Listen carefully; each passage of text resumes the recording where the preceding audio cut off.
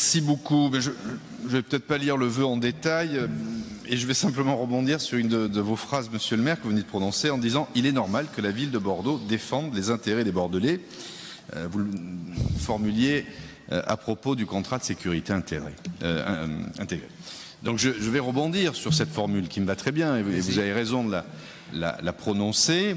Et dans le vœu que l'on forme et qui vous a été transmis, on attend de ce conseil municipal qu'il exprime la même philosophie que vous venez d'exprimer à propos de la défense des intérêts bordelais. Nous, on regrette la décision du département. Alors, je ne siège pas au département, il y a une époque où j'y siégeais, mais je n'y siège pas plus.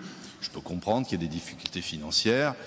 L'enveloppe du VDEC dans sa totalité, je parle sous le contrôle des 3 conseillers départementaux présents aujourd'hui et membres de votre majorité, c'est à peu près 5 millions d'euros pour l'année. Donc je comprends qu'il y ait des contingences. Mais nous regrettons plusieurs points.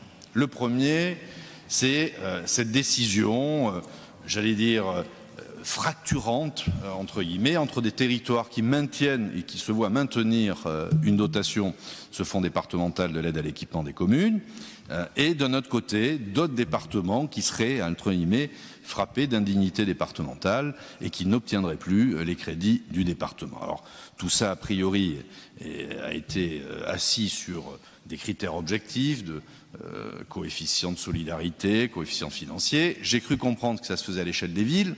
Sauf que la particularité de Bordeaux, c'est qu'on a 50 ans sur une seule ville et que les considérations de potentiel fiscal, financier, critères de solidarité ne sont pas les mêmes suivant les quartiers de notre bonne ville de Bordeaux. Donc c'est un premier regret sur cette fracturation, j'allais dire, territoriale au sein de notre département. Un deuxième regret plus prononcé, c'est d'être privé de 860 000 € par an qui apparaissent d'ailleurs sur notre PPI dans les caisses de la ville de Bordeaux, et un second regret qui est complété par une non prise en compte des différences sociologiques, territoriales au sein même de la ville. C'est le deuxième point. Et troisième point, et je rebondis encore une fois sur votre formule, Monsieur le maire, on regrette que nos conseillers départementaux, après je comprends qu'ils soient pris par d'autres contingences après avoir franchi le cours d'Albret, n'aient pas exprimé un regret et n'aient pas, par leur vote, exprimé un refus face à ce qui était proposé.